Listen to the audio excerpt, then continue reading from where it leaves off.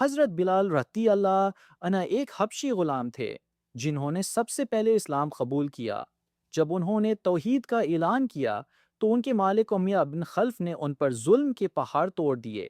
گرمی کے عالم میں مکہ کی جلتی ہوئی ریت پر ان کو لٹایا جاتا، ان کے سینے پر بھاری پتھر رکھ دیے جاتے تاکہ وہ اسلام چھوڑ دیں، مگر حضرت بلال رضی اللہ عنہ ہر تکلیف پر صرف ایک ہی لفظ کہتے: عہد، عہد۔ یہ اللہ کی وحدانیت کا اعلان تھی جس سے ان کا دل سرشار ہوتا۔ لوگ انہیں مارتے کوستے مگر ان کے لبوں پر بس ایک ہی صدا ہوتی۔ ان کے یہ استقامت دیکھ کر کئی لوگ حیران رہ جاتے۔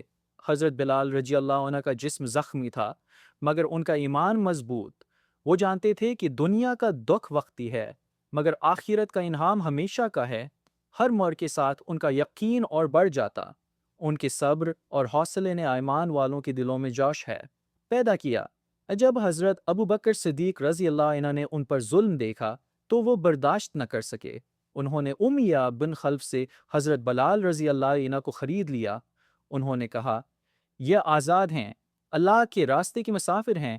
یہ آزادی حضرت بلال رضی اللہ عنہ کے لیے ایک نئی زندگی کا آغاز تھا۔ آزادی کے بعد بھی حضرت بلال رضی اللہ عنہ نے دین اسلام کی خدمت جاری رکھی۔ انہوں نے حضور صلی اللہ علیہ وسلم کے ساتھ ہجرت کی۔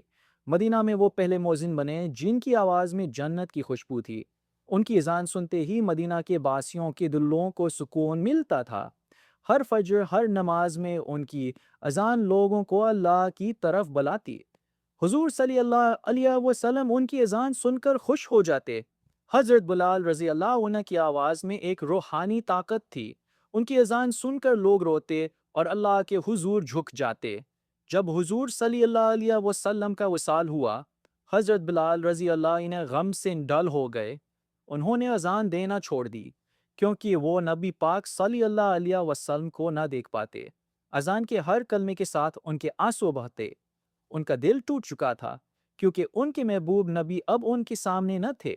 کئی سال بعد حضرت بلال رضی اللہ عنہ نے خواب میں نبی صلی اللہ علیہ وسلم کو دیکھا۔ انہوں نے فرمایا، بلال، کیا ہمیں ملنے کا وقت نہیں آیا؟ یہ خواب حضرت بلال رضی اللہ عنہ کے لیے ایک پکار تھی۔ وہ مدینہ واپس آئے اور نبی کے روضہ مبارک پر جا کر رو دیے۔ مدینہ پہنچ کر انہوں نے ایک بار پھر اذان دی۔ لوگوں کی آنکھیں اشکبار ہو گئیں۔ وہ منظر دل ہلا دینے والا تھا۔ ہر لفظ کے ساتھ مدینہ کے باسی رو رہے تھے کہ محبوب کی یاد تازہ ہو گئی تھی۔ یہ حضرت بلال رضی اللہ عنہ کی آخری اذانوں میں سے ایک تھی۔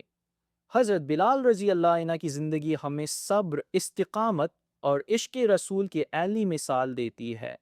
انہوں نے غلامی سے آزادی اور تکلیف سے عظمت کا سفر طے کیا۔ ان کے عہد جن کی صدا آج بھی اہل ایمان کو ہلا دیتی ہے۔ ان کا نام رہتی دنیا تک عزت اور ایمان کی علامت رہے گا۔